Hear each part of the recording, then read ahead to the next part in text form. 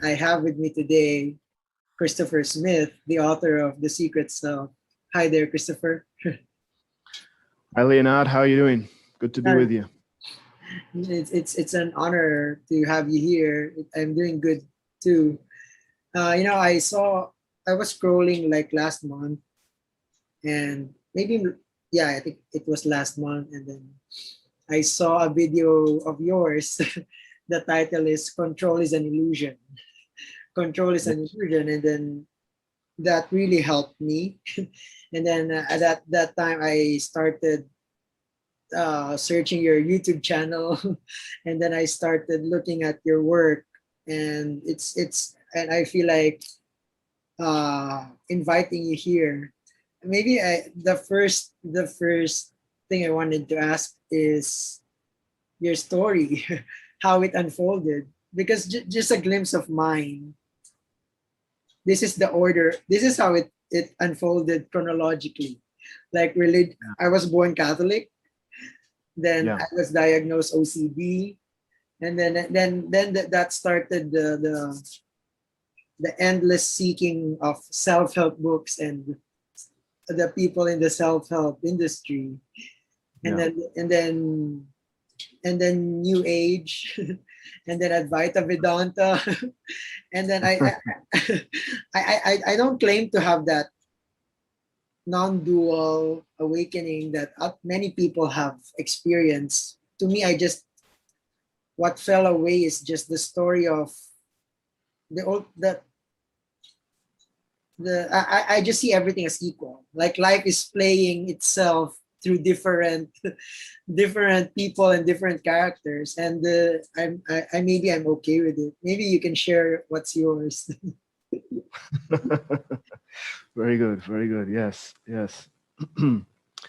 Well, yeah, it's an interesting thing, isn't it? Because when I look back, uh, I often say it all seems like a dream. Maybe that's not too far from the truth, you know. And so trying to even recall and to think about the things that had happened previously, it's like a dream in many ways, just as you're dreaming at night and you wake up, and the dream can be very clear and vivid for a while, but then it fades off into the distance, you know.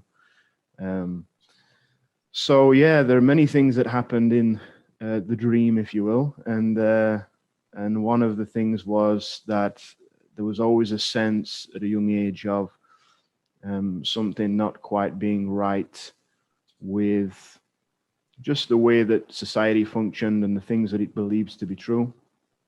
And so there was something inside that didn't resonate with that. And then there was a kind of, I guess, sort of skipping through, there was a kind of a sense of feeling lost for a while. And but I realize now, this is the interesting thing, is as I look back in sort of hindsight, is that all of that was just on the surface, you know. All of this kind of dream of the thoughts that were happening and the experience that was happening at that time was all just a dream happening on the surface. And so what I came to see is that actually it's always already around, you know, it's always already here, you know. And so in that sense, actually nothing ever happened. No, nothing, there was no, oh, I used to be like that, or I used to be like this, because that was just a dream happening, you know. And I think that's a beautiful message, because the part of the dream is this identification, right? It's, I am this, I am that, I am the things that have happened to me, I am my goals and aspirations and where I'm trying to get to. And all of that is just the dream of self-perception. Mhm. And underneath self-perception is actually what really is. So yeah, you know, so in the story, many things happened. I was in the army for a number of years, and there was some great experiences in the army because I really got to see the nature of conditioning, you know, and programming, like on a more extreme level. And they would tell you that. They say, you know, we're bringing you here to condition you, to break down your personality structure, to make you up in what we want you to be able to function, you know, into kind of like a hive mind, a collective mind, you know. So their whole goal is to strip away one's personal individuality, to make you become part of the collective and to not ask questions and to just, you know, follow orders and such, you know. So that was a really interesting experience. And so at that time, my perception was, okay, so there's almost like two levels of this kind of conditioned world. One is just society in general. You know, society has its own ideas, its own beliefs, its own customs. I often call it like a sub-reality, you know. And the beautiful thing that I've seen is that because there is no inner or outer, you know, because of course that would imply that there is like two rather than one. There is no inner or outer. So there's the subjective world, or the sub-reality, which is the dream, is linked to the society as well. So inside an individual's self-perception, it is linked to the way that society is as well. So that the society that we see is like a sub-reality. It's a dream world within the natural reality just as it is. And you've got all these, you know, different sub-realities, like so many of them, right? You know, and the army was another sub-reality. That was a sub-reality within another sub-reality. And then you have the sub-reality that's connected to all those, which is inside each individual. This dream world that they're living through, that story, and the sense of self-identity. So that was interesting to experience that in the army, and then to come out of that and to see that these sub-realities are everywhere, you know. And then you go around obviously around the world, if you travel around the world a little bit, and you start to see that there's so many of these sub-realities and cultures and stuff. And it seems to separate people. It seems to keep people apart from each other, because everybody believes that their sub-reality is the true reality. You know, it must be, it's got to be, you know. And so from what I could see is that awakening is awakening out of these sub-realities into the ultimate reality, if you want to call it that, which is just reality as it is, and the natural state, if you want to call it that, although it's not a state, but the natural way of things. And that is all around. So that's why I say it's always already around. It's everywhere. It's within, it's everywhere. So the army was an interesting experience, and then I found that there was still a sense of feeling lost, because I think that's what happens naturally in the dream world, is everyone is kind of a little bit lost. Which is the fact that when one is existing in the dream world, of course you're lost, because you're in the dream world and you've lost contact with reality. And so then there was an experience which was really beyond experience, I guess, which was all of a sudden that sub-reality of self-perception, of a self-identity, was there one moment, and the next moment it was gone. And I remember the incident, if you will, is I was sat in a churchyard, and there was some trees around, and I was looking at this particular tree, and my individual concepts of the tree, the labels, you know, this is a tree and such, there was a moment when those labels just fell away. They dropped away. And in that moment, there was no longer a tree. There was just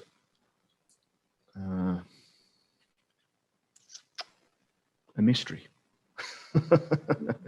A mystery was there. It's like, wow, I've not seen this before. I've never seen this.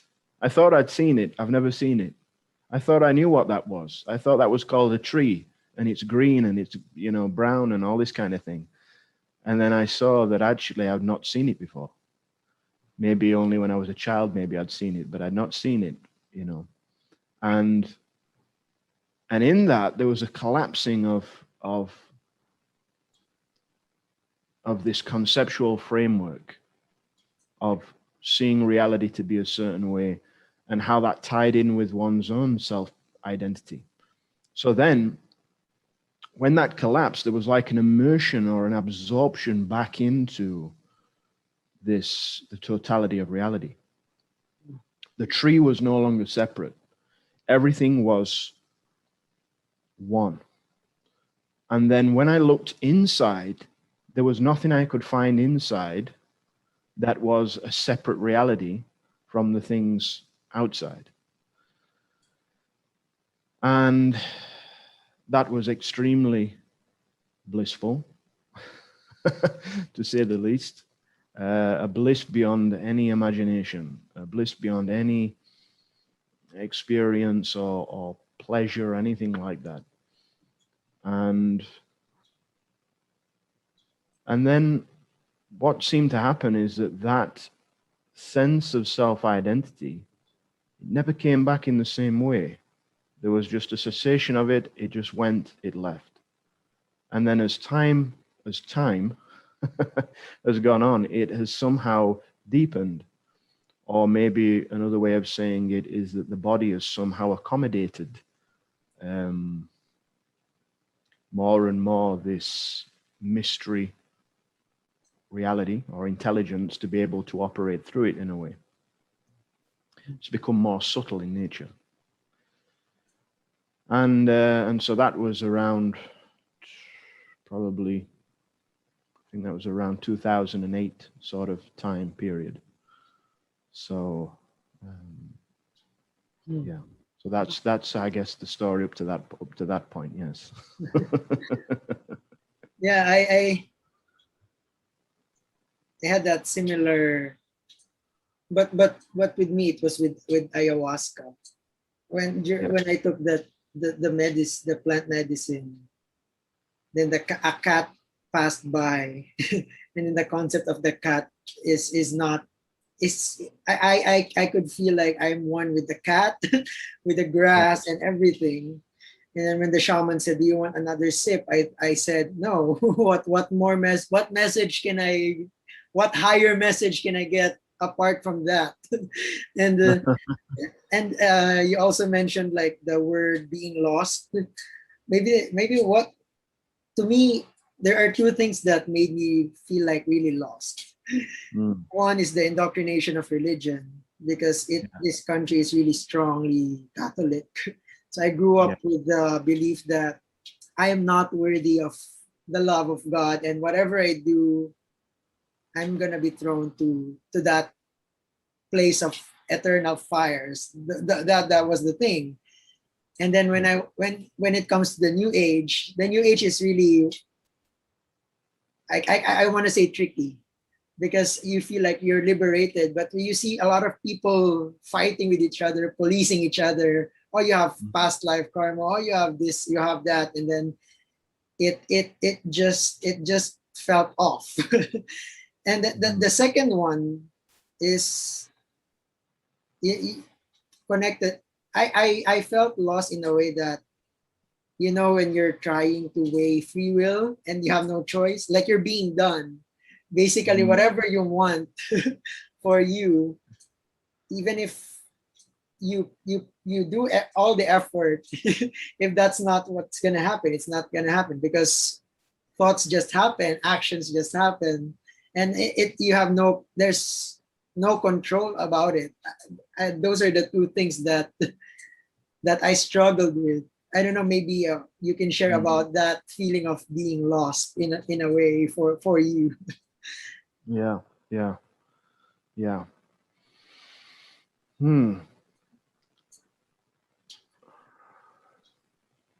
It's an interesting one. This this idea of, as you're saying, no control and such. One thing that I find myself saying sometimes to people is if you want to meditate, if you want to do inquiry, these are good things, these are powerful things, and they somehow, you know, maybe I refer to it like you imagine putting a seed in the soil, right? So you got the soil, you've prepped the soil, you put the seed in the soil, you water it, it gets sunlight, but then do you make it grow? No, you can't make it grow. It has to grow by itself. Nature will decide when it grows. And so in the same way, I don't say to people, you can't, I don't say don't do this or you can't do this and this, you know.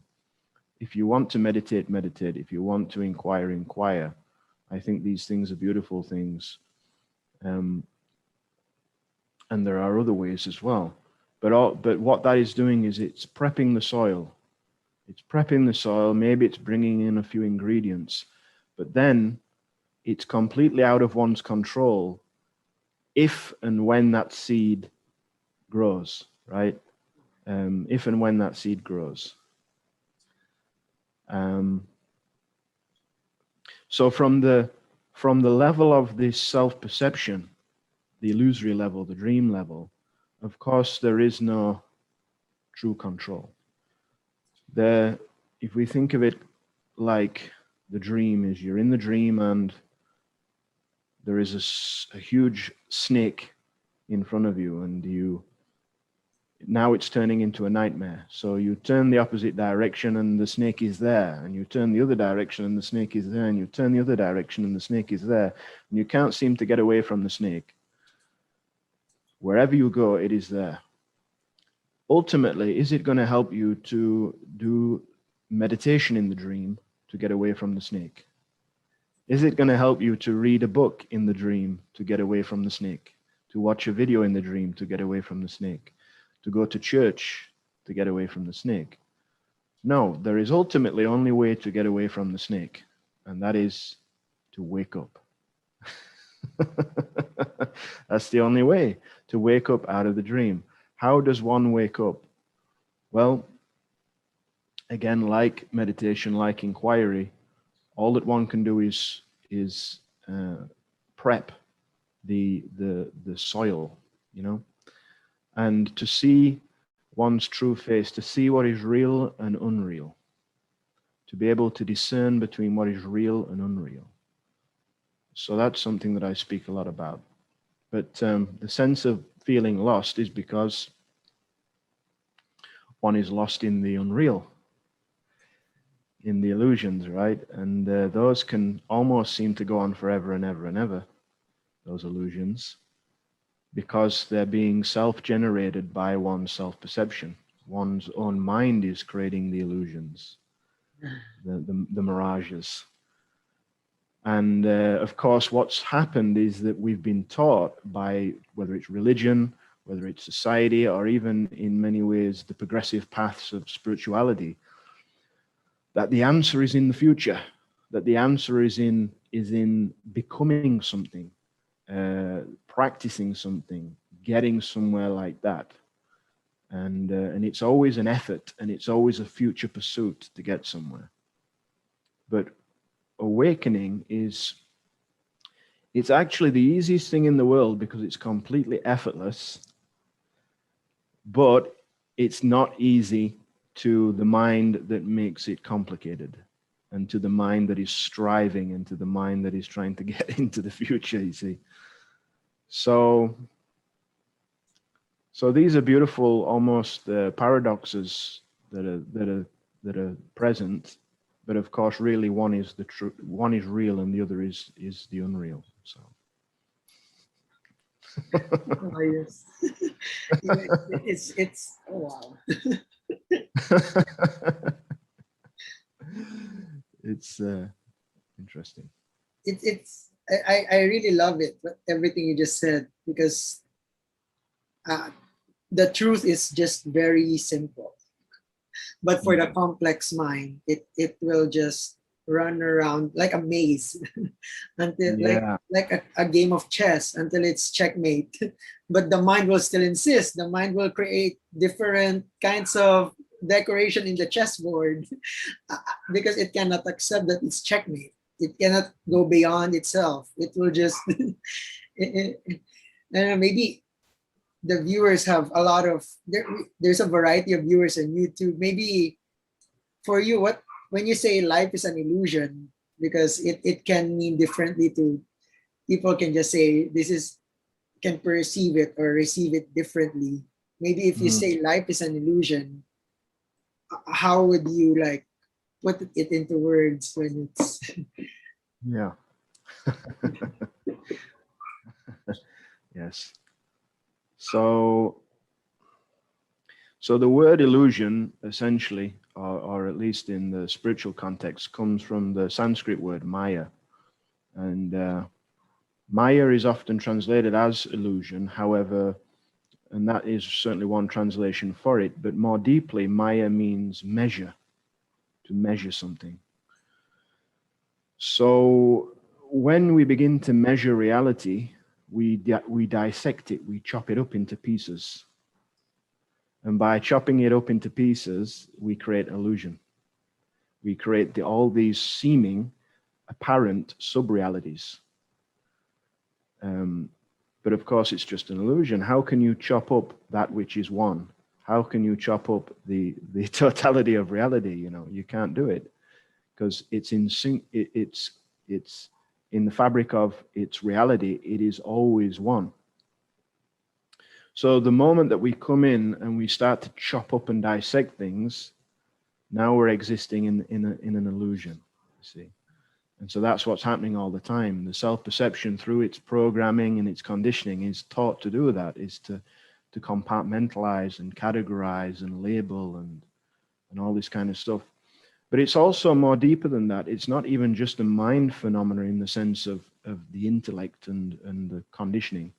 It's also it's a feeling. There's an energetic feeling of feeling apart from everything, of feeling condensed, of feeling restricted. So energy has the ability to kind of to constrict itself in that way. But even though it constricts itself, ultimately it is still always one, you know. So now also we can say in terms of illusion, when we talk of emptiness, emptiness means that nothing has independent nature. So when we look, again, we may see an object and think, okay, that object is separate. Okay, I am separate and I am separate from that object and I am separate from this other person. But what emptiness is saying is that everything is empty of independent nature, of self, that there is no self, that when you look at it, actually, if you take an object, it's made of everything. It's made of bits and pieces of everything, isn't it? It's made of many, many elements, same as the human being. It's ultimately made of the stars, stardust, isn't it? So the whole is contained in the one. The whole is contained in the one. And there's no escaping that. So the emptiness is saying that not that things are empty in the way that the mind sees that word as meaning empty, meaning like a negative connotation of it, but empty of self, empty of independent nature, that it is all interdependent. It's interdependent. And there is no one self, there is no separate self there. And then even on a deeper level, we can say, when it comes to illusion, we can look at this idea of nothingness. And nothingness is not emptiness. They are two different things. Nothingness is saying that actually anything that is an appearance, anything that can come and go as a form, cannot ultimately be real. Because if it is there one moment and gone the next, then it means it is finite in nature. But of course, the one can only be infinite in nature. So the finite is simply a temporary, illusory appearance happening within the infinite. There is only the infinite. But if there are forms that are coming and going, it means that they have a finite appearance to them. So that which appears to be finite, that which appears, which comes and goes, we can also say is an illusion. And in that sense, actually nothing ever happened. And thus, actually, nothing is actually happening. Nothing actually exists. It's only the mirage of it existing, just the appearance of it existing. Now, these are things that one has to see themselves. Obviously, one must come to see this. They have to come and see that. They have to look at that and say, wow, okay. And really see it, and see it, and see it, and see it, you know. And because otherwise it has no, it's just another conceptual idea, unless it can be seen in one's direct experience, you know. Oh, yes. Oh, yes. It's, you remind me of the example, university or school. Like the university and the school is composed of teachers, buildings, and classrooms, and then, but inherently, it doesn't independently exist as a school. It's like buildings and teachers and students and classes and yeah, and That's right. you mentioned direct experience. I think one of the most asked questions whenever I attend satsangs or whenever, and even for myself, the most difficult react to accept was I had to inquire over and over that I'm not the doer. There's even a fight between groups of people believing that there's an individual free will and believing that there's no free will. It's the old philosophy debate. But I don't know, how did you like made peace with that truth? That because to me, in my direct experience, there I don't have really control over what's happening because it's Yeah. I don't know it's like a mind. It's too like the ego likes to like make sense of it, but I don't know how what can you say about that being that you're not the doer. Yes. Yeah, I find this with people that come to the retreats and who I see that this is one of the things that people struggle with or find tricky the most, you know. And I think what makes it tricky for people is because the mind wants to land on one or other concept. So what I mean by that is, okay, if you say that you have free will, then the being will then think, okay, I have free will and I'm making choices, right? So it takes credit for that. If you say that you have no free will, then what I find is sometimes people find themselves choosing not to act on things. You see? So then that's also just become another mind obstacle then. So now they're saying either I have got free will and I'm taking credit for all the choice I'm making and I'm going to definitely act and do this, or they're saying to themselves, I have no free will. There is no free will. There is nobody there. There is no doer. Therefore they find themselves not taking actions and making choices and things like that, or they're resisting almost trying to do that, you know. That can happen in many instances. So what I say is that there's something in between the two or beyond the two of those. Understanding, having this idea or thinking or speaking about free will versus no will, or predetermination, is just for an inquiry level of understanding. But in terms of practical, direct experience, why live thinking either, you know, because either one can become an obstacle. What is one's direct experience? You see, when there is nobody there, then choices and decisions will just happen. But there's nobody telling themselves not to make a choice or decision or not to act and things like this. Actually, you become very dynamic. You can become very dynamic in the world or not. You know, both can happen, isn't it? So it's so spontaneous that nobody will know what's going to happen.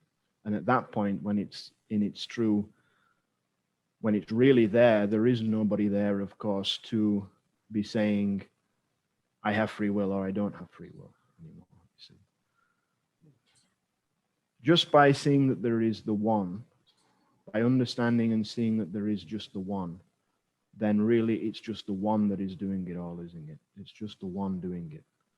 Everything is done by the one, but that doesn't mean that one has to censor themselves from making a choice or not, or from acting or not acting. Because it's beyond action. It's beyond action. You may act very heavily, you may not act. That does not matter. What matters is who is the one, or what is the one that is there that is not acting or acting. Yes, because I fell into the trap of both that you said. Initially it felt like I'm guilty or I take pride in whatever I do. This is my doing, this is my doing. But when the other polar opposite of there's no free will, I was paralyzed in bed. I was like depressed, and I was like, give me death or give me the truth. Then what's the purpose of living if I'm like a puppet with, I cannot see the strings, but somebody's puppeteering my actions. So I was like, that's how lost I felt. Like I was on the both extremes of then who is puppeteering me? Then what do you want me to do? Like I then what's the meaning? I was in the both extremes of of what you said until you know, I don't know if you experienced that. And another way of saying that as well is to say this, is to say there is no choice or no choice. It's beyond both of them, actually.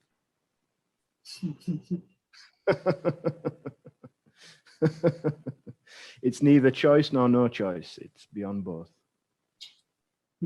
Yeah. It's like when you drop the question or you just look at the direct experience of who's asking the question. It actually becomes it becomes obsolete sometimes, but you know. Yes.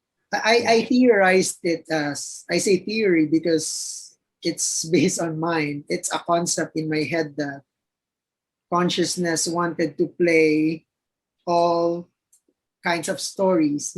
Like if everybody is advised, if the 8 billion people is non-dual, if 8 billion people is believing one thing, it wouldn't be Maya.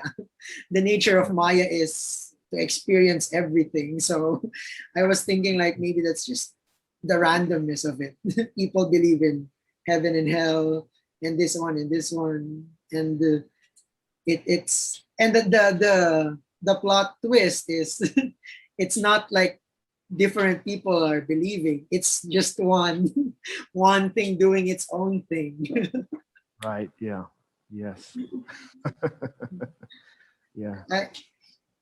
Like one another most asked questions, because in my own experience, if I talk about these things to the people I know, surprisingly it I don't know, then some people will give a rebuttal.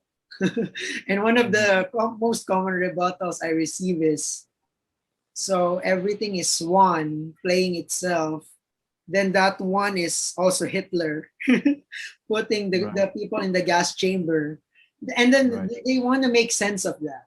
They want to make sense Yeah. of that question of war, terrorism, and the chaos happening in the world. Hmm. And the question is why does it appear? Like why do the brutal things happen? I don't know if you've been asked that in your one-to-one or your group sessions also, because that's also one of the most asked questions.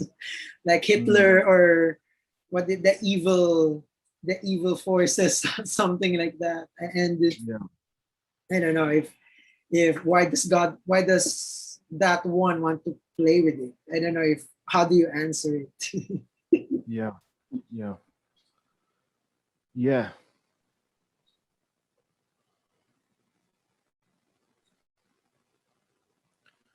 It's very, it could be very easy to be kind of frivolous with the answer of this. And so um, I want to emphasize that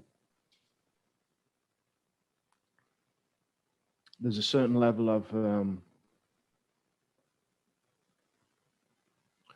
understanding, of compassion, I think, that is required in kind of understanding that dynamic, because it can be very easy to say, oh, it's all just one play, and actually everyone is, and but one is in the when one is in the experience, or the for want of a better word, or the situation, some situation is happening.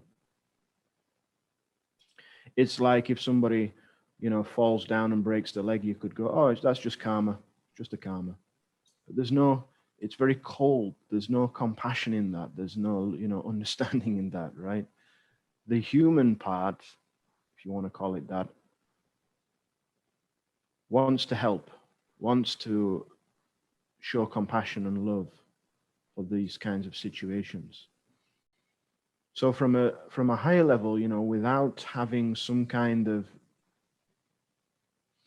challenging circumstance and somebody that's playing the role of that challenging circumstance, then you can't have the opposite kind of experience. So um, without some problem, you might not have a charity that is doing fantastic work and bringing people together and helping people to elevate their sense of connection and and compassion and such. So it's almost like the challenges bring out the ability, they are an opportunity to bring out this deepening and awakening for each being. And without the challenges, what can tend to happen, at least for the sort of mind identified state, is that it just kind of coasts along, right? It coasts along through life. It gets complacent in life, and then it doesn't grow, or it doesn't awaken. It just stays stagnant. So then a challenge has to come along to shake people out of that, to kind of almost rudely awaken them as an opportunity. And I often refer to it like the Zen stick of compassion, because they used, you may have heard of Zen masters that used to beat their students out of sheer love and compassion. And obviously, to uh, to the normal mind, they would be like, that can't be right. How can they be beating their student out of love and compassion? Those two things can't exist together like that. But the master, knowing that for a second of pain, there might be a lifetime of freedom, of joy, you see. So the universe is so compassionate, is so graceful, that it will give beings every opportunity to awaken and come back into alignment with it. So it is very much like a corrective force, a corrective force. And the kind of skillful level of it is that you can understand that, but if you take it in a certain way, you might become quite cold to things that are happening. Oh, it's just happening, it's just karma.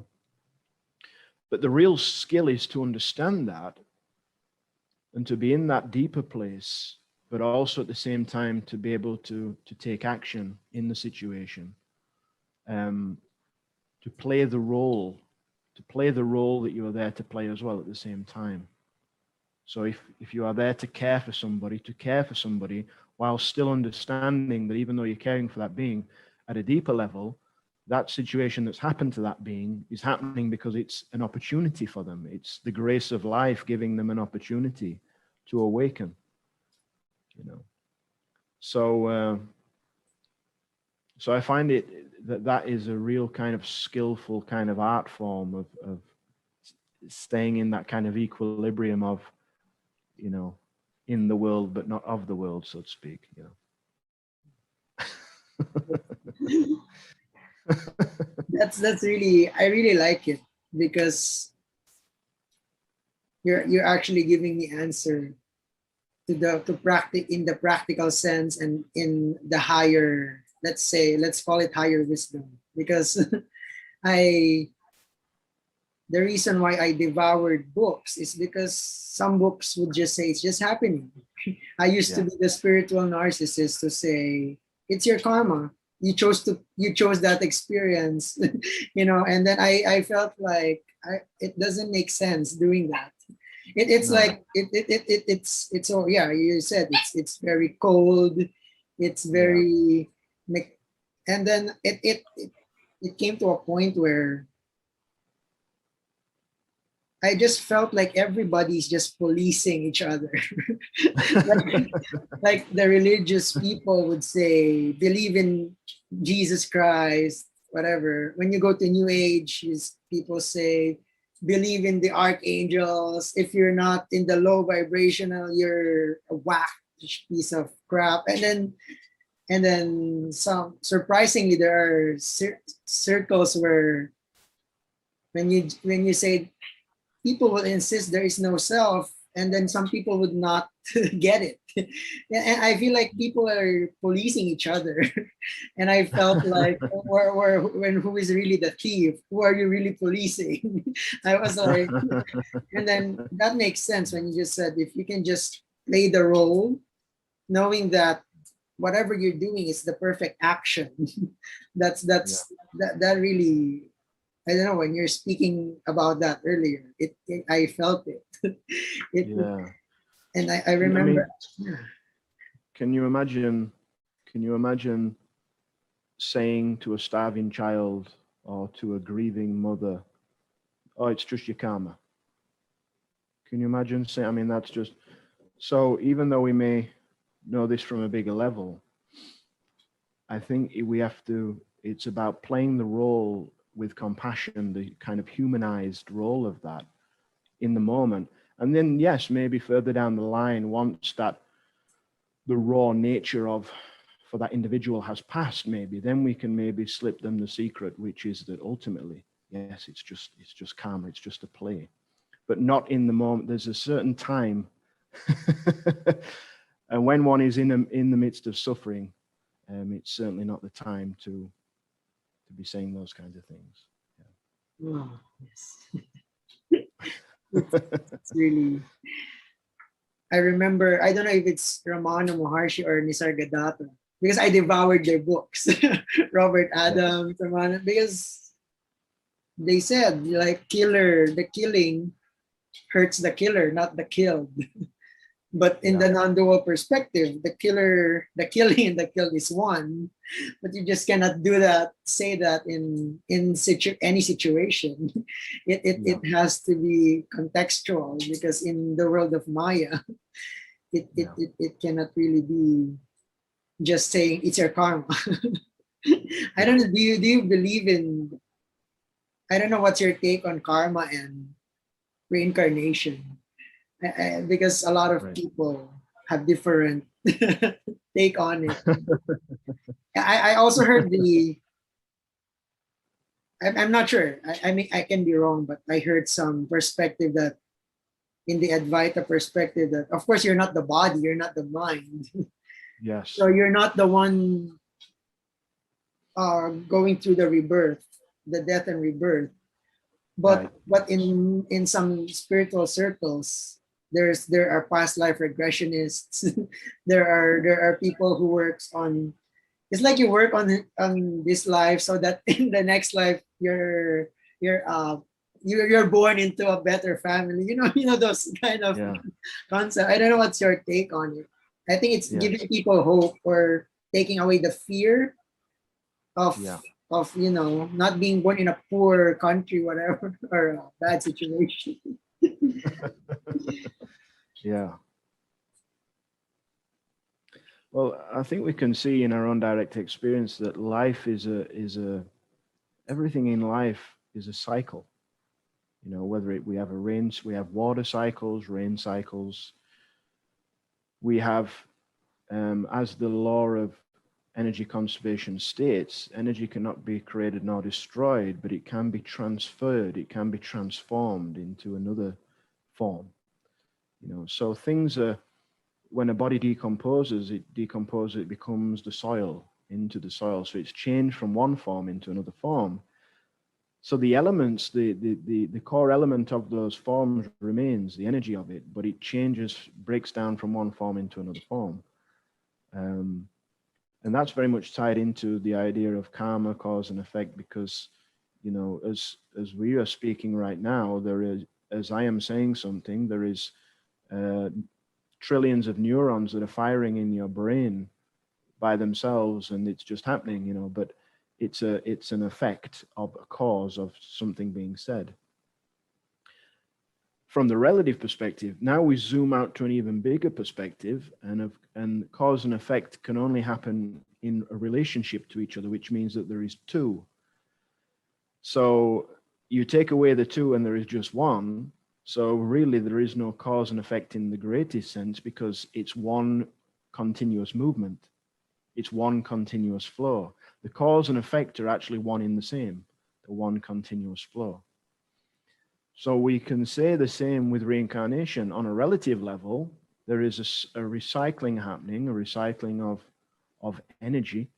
The human being has energy within them, and so that is being recycled.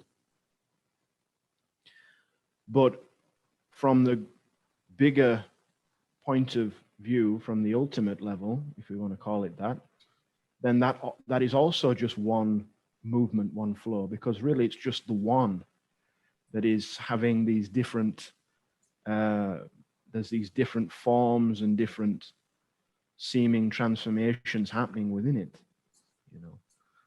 So in a sense, both are true, but one is, maybe we can say one is relative truth and the other is kind of an absolute truth, if you will. So I don't negate any. I understand why people do, because they want people to maybe focus more on everything is just one, focus on the non-dual. And so these things seem like they're dualistic in nature, but I don't see them as dualistic. I see them as also happening within the one. To me, it doesn't negate the one. Yes. I heard this a lot of times already, but Yeah. it's different today when you're saying it. That's it, the energy of your words is different when you said it. Maybe because that aspect has grown differently right now, but I everything is valid. Like, if some people are, because there are near death experiences, you cannot invalidate that. Some people can see archangels, some people can see, like, the you cannot just the some everything is happening in the in the realm of one. So it's not like a linear thing where there's higher wisdom or lower wisdom in an absolute sense. I I kind of feel like your words right now is connecting the dots of everything. Because right now in social media there's just a lot of chaotic uh, policing. I want to use the word policing. One comment will just say this one, somebody will get offended. Oh no, that's not true. That's and then Yeah. people are like creating their own war, their Yeah. sub-war, Subwar. That- but from what I'm hearing from you, it's all one. There's no really war. There's just a play of dynamics or diversity playing in its Yes. unified field, whatever. Yes. It's all happening simultaneously in the one as the one. Yes.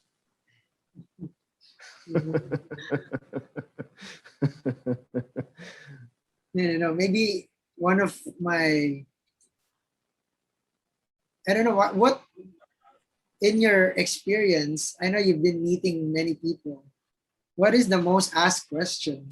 Like what is the thing that people really struggle with? Or maybe in how you remember it, like what is the most asked question when they ask your guidance? Hmm. Most asked question.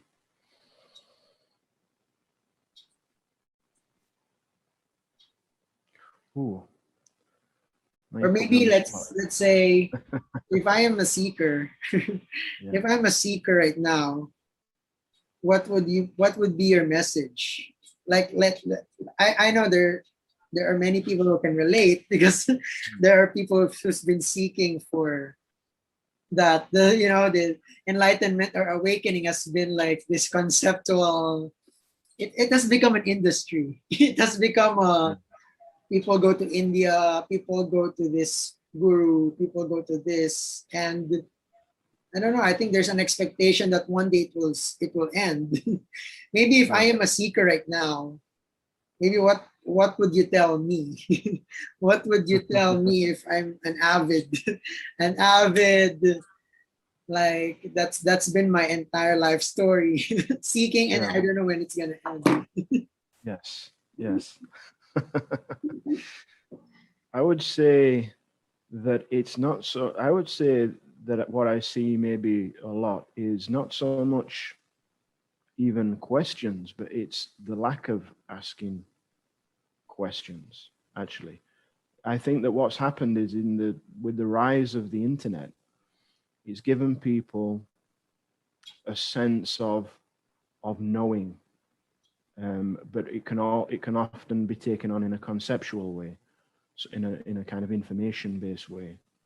So I find that a lot of people already, to some degree, feel like they already know, but that is a very dangerous place to be because, see, one thing I say is that the seeker cannot stop seeking because its nature is to seek, right? That's its nature. So the seeking cannot stop seeking. Seeking stops happening by itself. Not It stops happening by itself when the seeker ends. You see? So the seeker cannot stop itself. Seeking stops when the seeker ends. And so I think the biggest thing that I would say to anybody is, number one, be honest with yourself. Be honest. And if there is still seeking there, then allow that seeking to be there and keep seeking until the seeking falls away, because you can't stop this. The seeker can't stop itself, right? So it has no choice but to continue seeking. If it doesn't seek, if it says, oh, okay, I'm going to forget about spirituality now, it will just go seeking something else, like something material in the world, some kind of money or status or relationship or whatever. So the seeker cannot stop itself. So I think the biggest thing I'd say the two most valuable things for a seeker is to continue to ask questions, to be humble, and to realize that the knowledge that it already has, or the information it already has, must be emptied out if it is to see the truth. That's what I would say. Because it's in the place of not knowing. It's in the place of when we don't know, when we realize we don't know, and we're in the space of not knowing.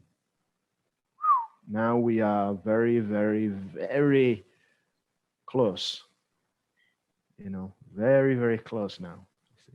And that's why, of course, many of the spiritual traditions have talked about be like a child, be like a child, be innocent like the child. And it doesn't mean to be mature like the child. It doesn't mean throw away all of your, what it means to be an adult, let's say, but it means, or to be mature, it means to be innocent like a child, meaning to see things for the first time, to be in that state of wonder, to realize that we do not know. The seeker must realize it does not know. If it thinks it knows, anything that it lands upon, any concept, any framework or concept, is not the truth, is not the mystery.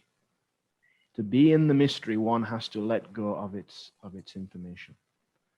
So I would say, yes, the two biggest things is be humble, be honest, and let go of the information that one has. Yeah, even the Bible says that, like, unless you become like little children, you will not enter the kingdom of heaven. In a way, it's like what you're saying. It's like seeing things from the eyes of a child where there's no judgment. There's just sense of awe. There's just sense of freshness in everything. It's like life is a play rather than set of rules, right? Yes. I don't know, like from what you said, like there's something that came up, like the seeker is non-existent. So in a way, the seeker, it like it will just happen, right? Like the to me it's like no one's sleeping forever. Like in a way, I find it like the paradox of seeking at the end of the seeking, the realization is there's really no seeker. It all just a random, spontaneous happening of how life played out. I don't know. Yes. Yes, there is no, ultimately there is no seeker. However, for the so-called individual that is looking into all of this stuff in their own experience in terms of their self-perception, there is the experience that there is a seeker there. There is the experience that there is a separate self there.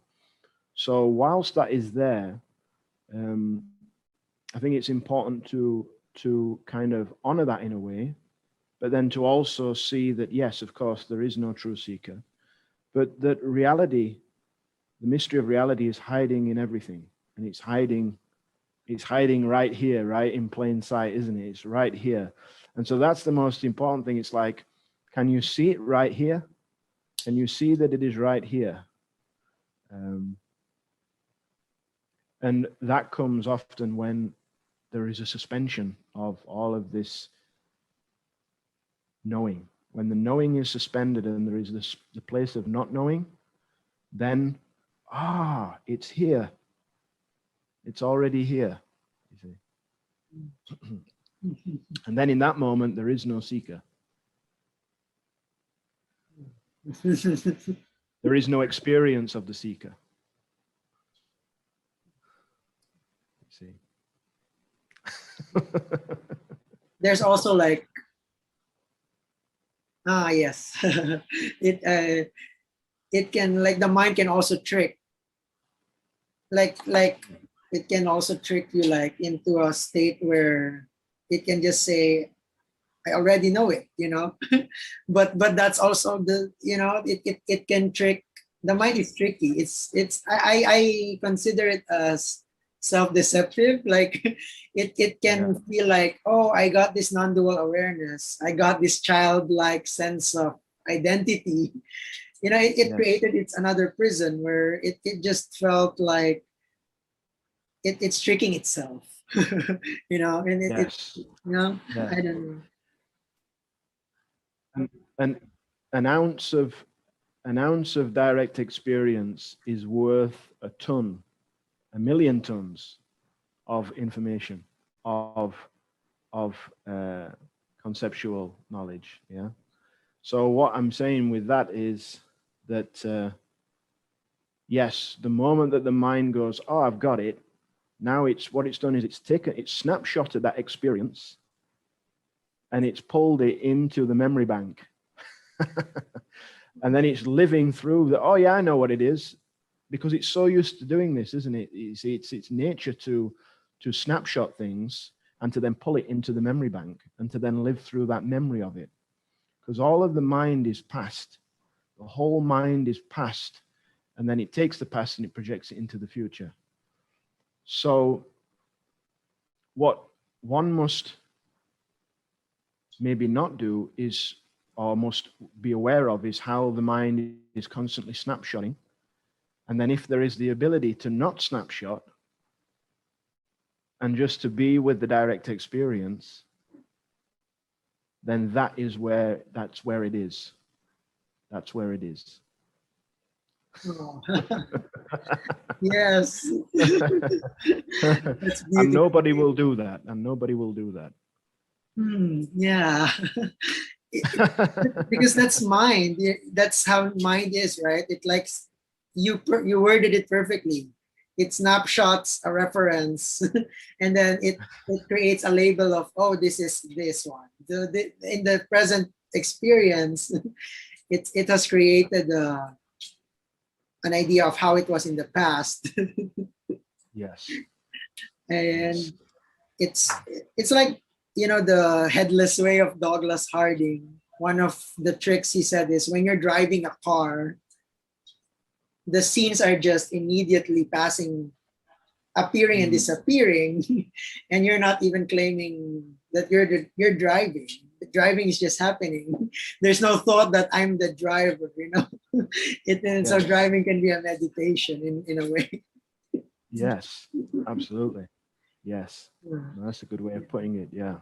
Yeah, it's constantly snapshotting. It's constantly trying to absorb information, and because it's trying to make sense of the world all the time. And also it's this self-perception, this apart sense of self, is very much connected with the survival instinct and survival mechanism. So, which can be useful in one, or that part of the mind is very useful, because of course, if you, for instance, let's say you picked a mushroom and you found that this mushroom was poisonous, then of course you want to make sure that you don't pick that same mushroom again. So you need memory to do that. You need memory so that you can create the contrast of saying, right, okay, I don't want to pick that mushroom again. So it's very much needed for survival, or was needed for survival. But what's happening is that that's become the default mode for most people. So they're constantly snapshotting reality, pulling it into the memory bank, adding it to a sense of self, and then projecting it into the future. And so they're living in this bubble of this sub-reality experience, which is actually generating the sense of experience.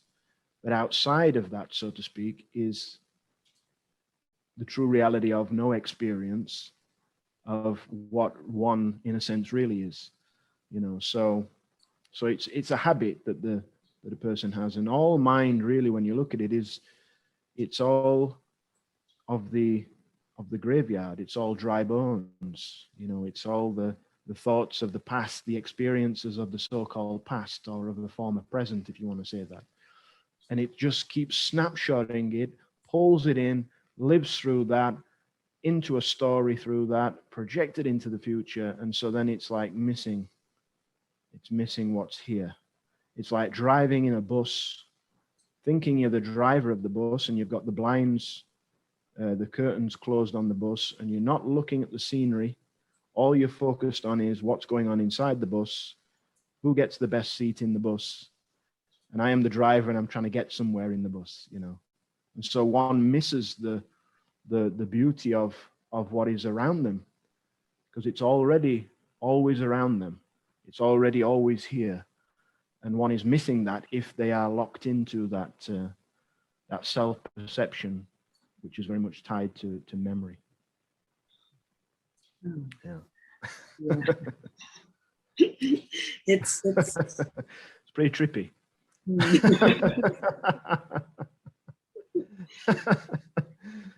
It is. It's like, I don't know. It's some people say like when you word this truth, it it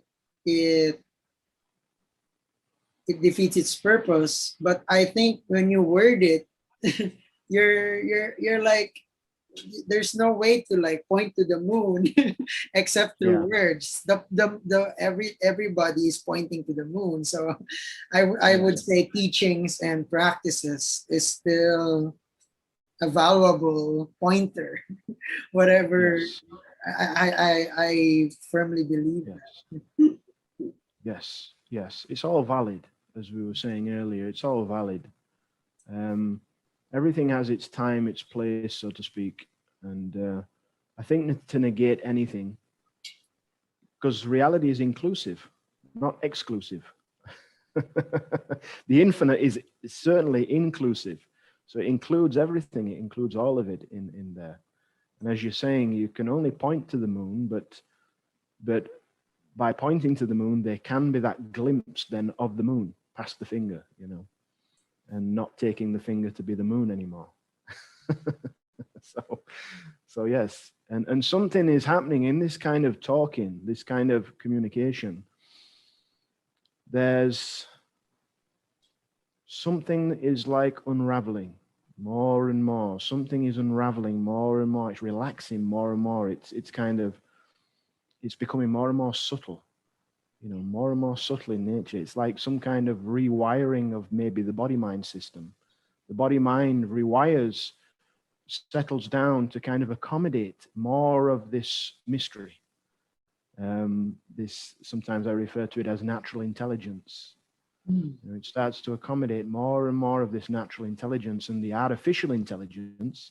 We already have AI. We talk about artificial intelligence. We already have AI, and the AI is the programs that people have been living through in the mind. The self-perception is a form of artificial intelligence. It's artificial, it's man-made through language. But the true reality is natural.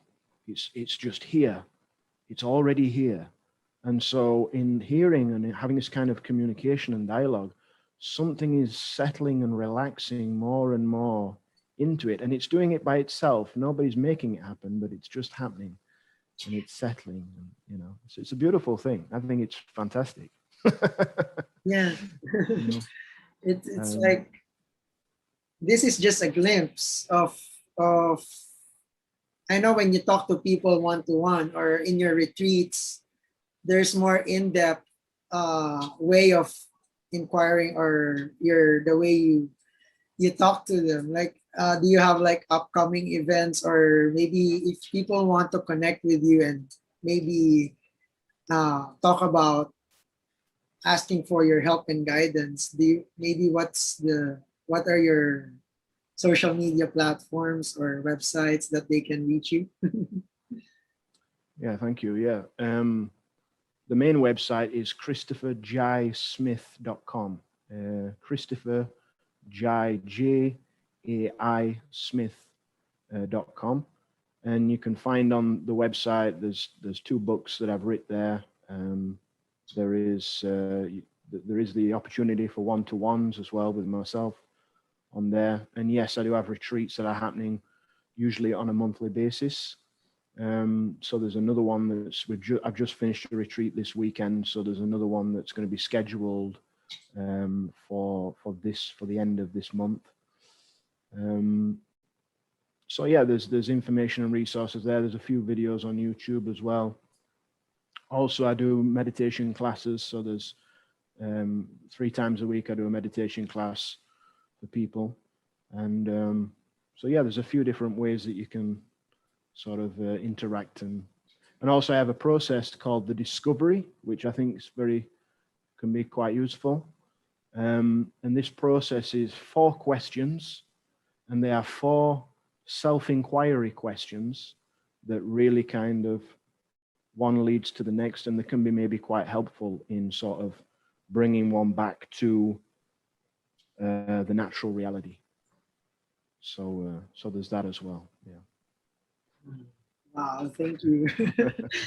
It's I don't know. I'm grateful for people like you who generously give this teachings and guidance, because right now in the age of social media, it's already out there. And you know, and I think, like, the when you're helping people go to the natural state, it's like what Ramana Maharshi said, like, in that's your greatest gift to the world. You're When you realize your true self, what else can really top that? And in a way, and you helping others, it's really, I don't know, it's a big thing. That's how I see it. And what he also said, which was very powerful, he said that when somebody asked Ramana Maharshi, how to deal with others that don't realize, oneness, he said, there are no others, And so, of course, it's just the one is just conversing with itself. That's all that's happening. And there's just a sharing of that. And of course, nobody can give anybody really anything. I mean, okay, you might be able to give somebody a tool or a practice, but ultimately, at the core level, there is no. It's just simply a sharing of this message, I guess, of reality, and that's all it is.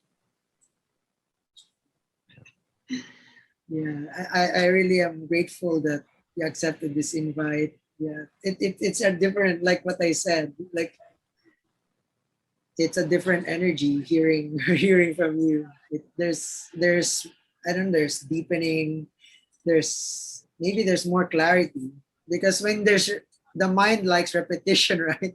That's the nature of it. So I even had, like, I took snippets of non-dual teachers and I put background music.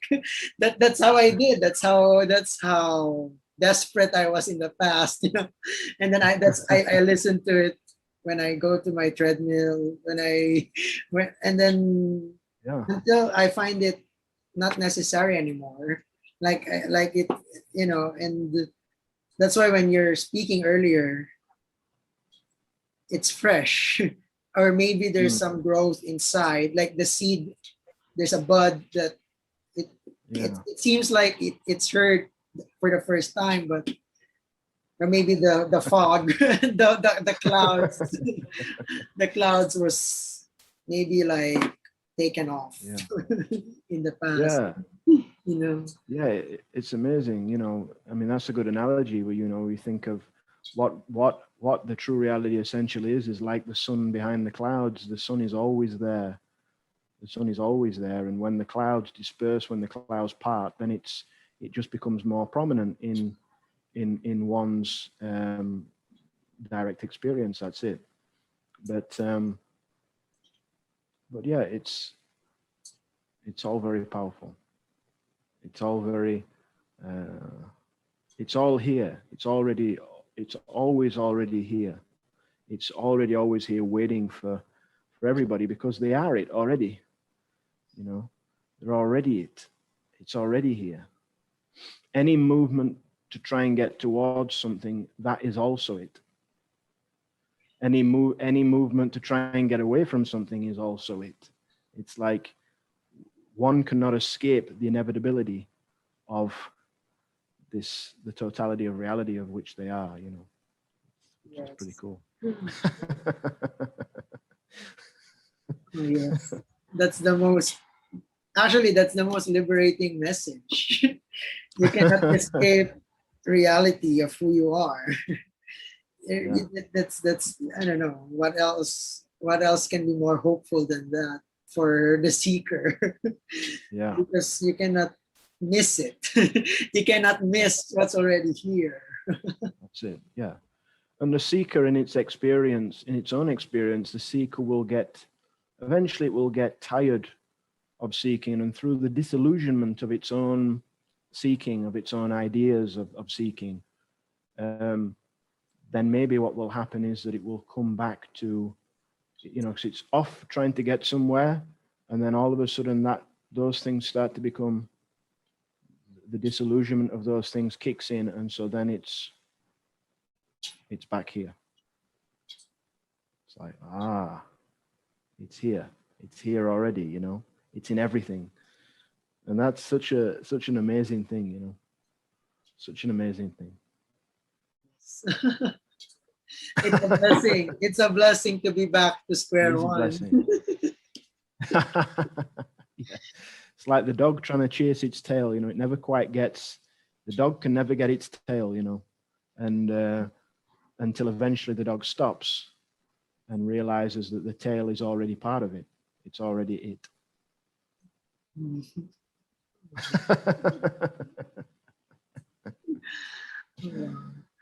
This is like, this is like a satsang in itself. This conversation, and even if I listen to this later, it would be a different effect. It would deepen, and it's always fresh. yes, As you said earlier, it's always fresh.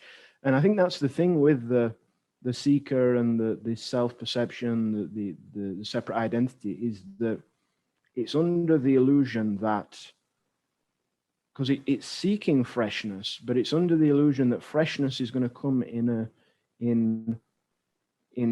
its idea of an experience, of a particular experience, right? But actually the freshness is here because each instant is 100% completely fresh and brand new. It will never be the same and can never be the same. Down to the smallest atom, everything in this instant has completely changed, so to speak, from what it was previously. You know, so it's like everything is constantly fresh. Each moment is brand new and fresh. And I think also when that can be seen, then that becomes a joyful, there's a sense of joyful wonderment in then just settling into that, into this moment, because you want to see what's going to happen. It's like a surprise, you know. Who knows what's going to happen? It's like, whoa, you know. And that's the spontaneity, the beauty of the spontaneity of reality, and the surprise of that. And so then if we really knew that each moment was completely fresh, all you would want to do is pay attention to the moment. Because you'd be like, I want to see what this is, because I know that this is not going to happen again. It's never going to happen again, you know. So there is then all one's awareness would be here rather than being in some kind of future anticipation of an experience.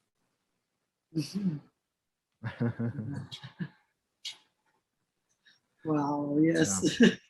It's that's the childlike innocence, the free fall, the infinite possibilities, and the vastness of experience. It's this is really fresh. I'm sure I've heard that quote where you cannot step on the same river twice because the course of the river changes. But in the past, it was like just a passing word. But when I hear it from you right now, it's more felt because like the clouds were cleared. And I don't know, I'm really grateful that you accepted this. It's a pleasure. It's a pleasure to be with you, Leonard. Yeah. There's nothing more enjoyable than speaking about this, and I find it very enjoyable for some reason. So it's good. I like it. But yeah, the freshness, like you were saying, and when you think when one was a child, that freshness was there, and there was a sense of like everything being much bigger and vaster. But then, of course, when the seeker goes on through its journey of life, of this society, it gets conditioned to think that it knows what everything is, and so it loses that sense of wonderment, and so that's why it's important to return back to the state of not knowing, Mhm. of realizing, oh, actually, I don't know. And it's not in a thought of what reality is. It's like coming back to this.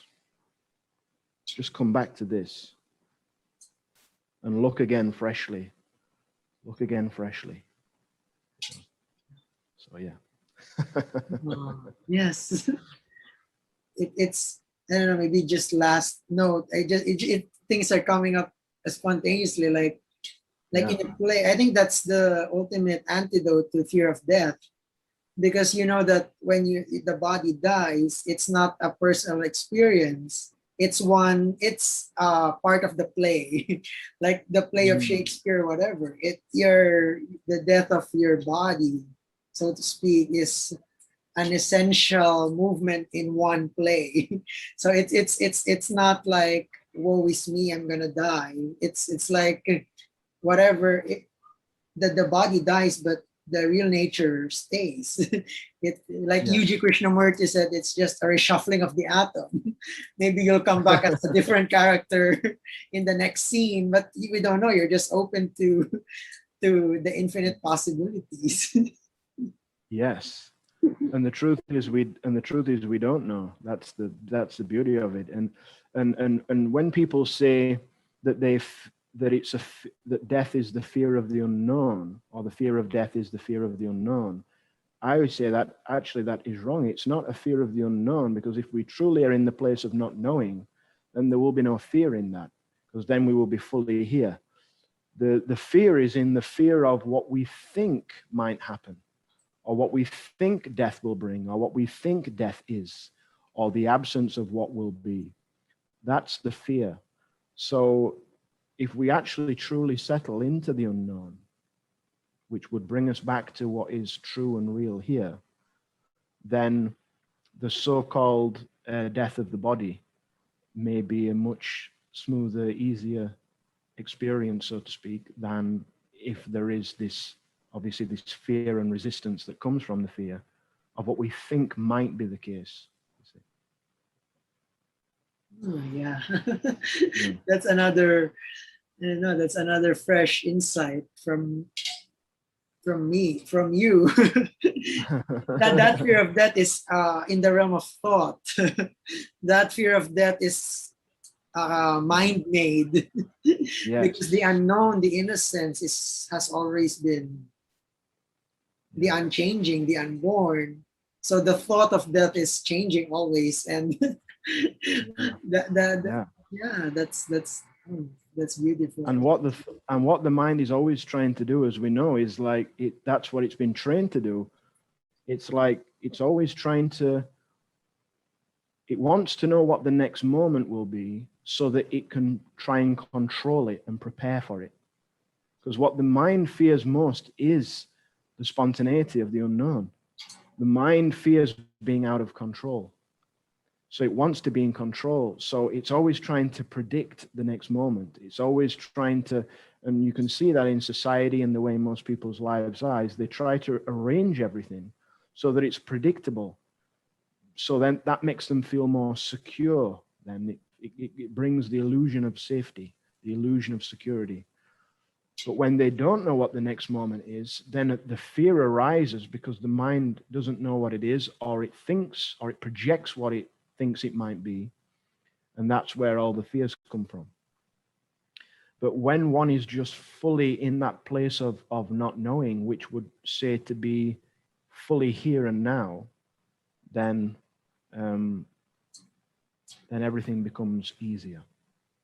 Oh, yes. Yeah, I remember I had an anxiety attack last year, and what I just told myself is, I am anxiety. I'm not a friend today. I'm not a son today. I'm not a human being today. I am just anxiety itself. And surprisingly, it fell away. It fell away as quicker than I thought, because there's no resistance. I embodied anxiety as myself in its fullness. And then Yeah. the next moment was like a different one. Then it's, I don't know. It's, I really Very good. yeah. Before we end, I think I forgot to ask you. Also have YouTube channels, right? I don't know if you have one or two channels, maybe so people can follow, or it's also in your website. It's the YouTube channel is Christopher J. Smith. Christopher J. Smith. So it should be. I think it should be fairly easy to find. You'll see my Ah. mugshot on the channel on the channel thumbnail image. So yeah. Wow. Yes. Yeah. Yeah. It's been a pleasure. It's been an honor. I really am grateful for your generous time. It's more than an hour. I hope I didn't like took much of your day or time. No, it's been a pleasure to be with you. I really appreciate it, and to share this with your audience, and that is a blessing. So thank you, Leonard, for the invite. I appreciate that. Yes, thank you so much too, and I hope you enjoy the rest of your day and the rest of the week. Bye. You too as well. Bye bye.